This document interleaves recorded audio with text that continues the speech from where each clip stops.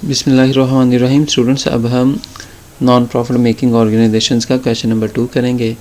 तो आपको पता है कि इस क्वेश्चन में हमें ट्रायल बैलेंस दिया होता है और इसकी एक रिसीट और एक पेमेंट साइड होती है। रिसीट साइड पे हमें इनकम और लाइबिलिटीज़ दी होती हैं और पेमेंट साइड पे हमें एक्सपेंसेस और एसेट्स दिए होते हैं। क्वेश्चन में ज़्यादातर जो इनकम एंड एक्सपेंडिचर अकाउंट बनाने का कहा जाता है, तो हम क्या करते हैं, हम रिसीट साइड से इनकम लेते हैं, इनकम साइड पे लिख लेते हैं, और पेमेंट साइड से हम एक्सपेंसेस लेते हैं और इसे एक्सपेंडिचर साइड पे लिख लेते हैं। फिर एंड पे दोनों का कंपैरिजन कर लेते हैं। अगर इनकम ज़्यादा हो, एक्सपेंसेस कम हो, तो सरप्लस हो रहा होता है बिज़नेस को, और अगर एक्सपेंसेस ज़्यादा हो तो इनकम कम हो तो फिर इस नॉन प्रॉफिट मेकिंग ऑर्गेनाइजेशंस को डेफिसिट हो रहा होता है। बेसिकली इनकम बुनियादी मकसद नफ़ा कमाना नहीं होता, लेकिन इनमें रिसीट्स और पेमेंट्स होती हैं, तो उसी का हम सरप्लस या डेफिसिट फाइंड आउट करते हैं इसमें। तो चलिए क्वेश्चन को रीड आउट करते हैं। इसमें बता रहा, following is the receipts and payments account of young man society for the year ended on 31 December 2005। You are required to prepare the income and expenditure account for the year ended 31 December 2005। तो income and expenditure account बनाना है तो हम सबसे पहले society का नाम लिख लेंगे, यंग मैन सोसाइटी। उसके बाद जो स्टेटमेंट बनानी है उसका नाम लिखेंगे, income and expenditure account for the year ended on 31 December 2005। यहाँ पे हम ईयर मेंशन कर लेंगे। आपकी बुक या क्वेश्चन के मुताबिक जो भी होगा वो आप लिख लीजिएगा। इसके बाद हम देखेंगे रिसीट है, रिसीट्स हैं। रिसीट साइड पे हमें जो है वो इनकम और लाइबिलिटीज़ बताई होंगी और पेमेंट साइड पे हमें एक्सपेंसेस और एसेट्स बताए होंगे। तो किसी भी साइड से आप क्वेश्चन को शुरू कर सकते हैं। पहला जो क्वेश्चन था हमने पेमेंट साइड से शुरू किया था, अब रिसीट साइड से शुरू करके देख लेते हैं, कोई इशू नहीं इसमें होता। तो इसमें कुछ एडजस्टमेंट होते हैं, जैसे कि इस क्वेश्चन में एक एडजस्टमेंट आई है, स्पोर्ट्स मटेरियल की वैल्यू बता रहा है कि 31 दिसंबर 2005 को 4000 रह गई है। इसको भी हम देख लेंगे। तो रिसीट साइड में सबसे पहले बैलेंस दिया हुआ है साल के शुरू में, उसके पास जो कैश था वो बताया हुआ है, कैश बैलेंस है, ये वाला कैश इन हैंड है। एसेट है, इसको हम स्किप कर देंगे, ये हमें नहीं चाहिए, हमें इनकम चाहिए। तो एंट्रेंस फ़ी है, एंट्रेंस फ़ीस बताई हुई है, तो एंट्रेंस फ़ी जो है हमारी इनकम है। ये स्टूडेंट्स तो सबसे पहले उसने हमें एंट्रेंस फ़ी दी हुई थी, तो वो हमने एंट्रेंस फ़ी लिख ली है, थोड़ी सी तरतीब मैंने चेंज की है, तो एंट्रेंस फ़ीस हमने पहले लिख ली। उसके बाद जो है डोनेशन दी हुई है, डोनेशन भी इनकम है, ये हमने डोनेशन लिख ली। डोनेशन के बाद जो है वो सब्सक्रिप्शन बताई हुई है, तो सब्सक्रिप्शन भी इनकम है, ये हमने लिख ली। इसके बाद इंटरेस्ट ऑन इन्वेस्टमेंट, ये भी इनकम है, ये हमने लिख ली है। Interest on investment 200।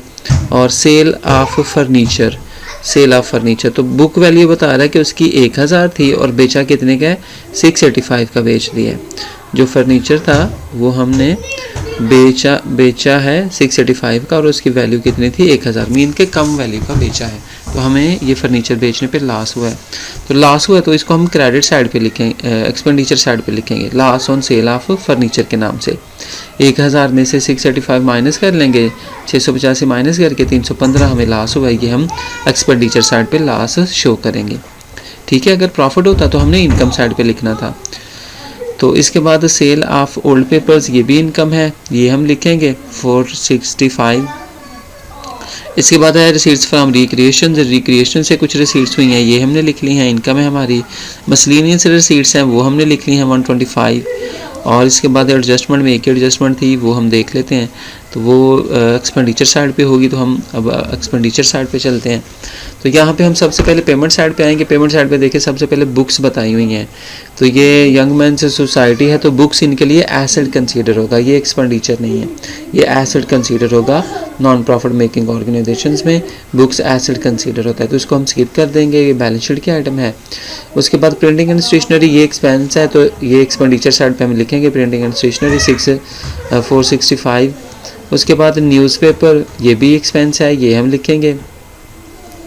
न्यूज़पेपर के बाद है स्पोर्ट्स मटेरियल परचेज्ड, तो स्पोर्ट्स मटेरियल हमने परचेज़ किया था 5000 का। ये याद रखिएगा, इसकी इंपॉर्टेंट एडजस्टमेंट है।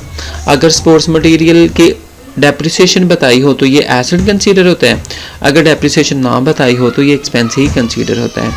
तो यहाँ पे उसने बताया हुआ कि स्पोर्ट्स मटेरियल परचेज़ किया था 5000 का, लेकिन बुक्स में अब उसकी वैल्यू कितनी रह गई है, 4000। इसका मतलब है कि स्पोर्ट्स मटेरियल की डेप्रिसिएशन हुई है, वैल्यू कम हुई है, तो जितनी वैल्यू कम हुई है वो हम डेप्रिसिएशन के तौर पर लिखेंगे, डेप्रिसिएशन ऑफ स्पोर्ट्स मटेरियल। और 5000 में से 4000 जो उसकी वैल्यू रह गई है वो माइनस की, तो 1000 उसकी डेप्रिसिएशन हुई है यहाँ पे, ठीक है, ये हम लिखेंगे। इसके बाद रिपेयर्स एक्सपेंस है, ये हम लिखेंगे, रिपेयर्स ये लिखा हुआ है, ठीक है। इसके बाद है इन्वेस्टमेंट, ये एसेट है, बैलेंस शीट की आइटम है। फर्नीचर भी बैलेंस शीट की आइटम है। यहाँ पे उसने फिर से बताया हुआ कि फर्नीचर जो परचेज़ किया वो क्या था ना, वो 1000 का था। जैसे कि उसने यहाँ पे भी बुक वैल्यू बताई हुई थी 1000 है, यहाँ पे अलहदा से भी बता दिया है, लेकिन इसको सेल कर दिया है। अब ये बैलेंस शीट में भी नहीं लिखा जाएगा, ठीक है। वैसे तो हमने इस क्वेश्चन की बैलेंस शीट नहीं बनानी, अगर बनानी पड़ती तो ये फर्नीचर जो है वो बैलेंस शीट में नहीं था लिखना, क्योंकि ये सेल कर दिया है और सेल करने पे हमें लॉस भी हुआ है। इसके बाद सैलरीज एक्सपेंस है, ये हम लिखेंगे, सैलरीज लिख ली, और एंड पे कैश बैलेंस बताया हुआ, ये बैलेंस शीट की आइटम है, ये हम नहीं लिखेंगे। एडजस्टमेंट हमने पहले ही कर ली है, ठीक है। एडजस्टमेंट का हमने इफेक्ट बता दिया है कि जो है ना स्पोर्ट्स मटेरियल, उस पर हमें लॉस हुआ है, उसकी वैल्यू कम हुई है, डेप्रिसिएशन हुई है उसकी, ठीक है। दोबारा से हम क्या करेंगे, इनकम साइड का टोटल करेंगे, एक्सपेंस साइड का टोटल करेंगे। अगर इनकम ज़्यादा होगी, एक्सपेंसेस कम होंगे तो हमें सरप्लस होगा। अगर एक्सपेंसेस ज़्यादा हैं, इनकम कम है तो डेफिसिट है। अगर सरप्लस हो तो एक्सपेंडिचर साइड पे लिखते हैं, जितना भी सरप्लस आए, ये बैलेंसिंग फिगर होती है। अगर डेफिसिट होता तो हमने इनकम साइड पे लिखना था, क्रेडिट साइड पे जितना भी डेफिसिट आता, ठीक है। उम्मीद है आपको समझ आई होगी। कोई क्वेश्चन हो तो लाजमी पूछिएगा। बहुत शुक्रिया, अल्लाह हाफिज़।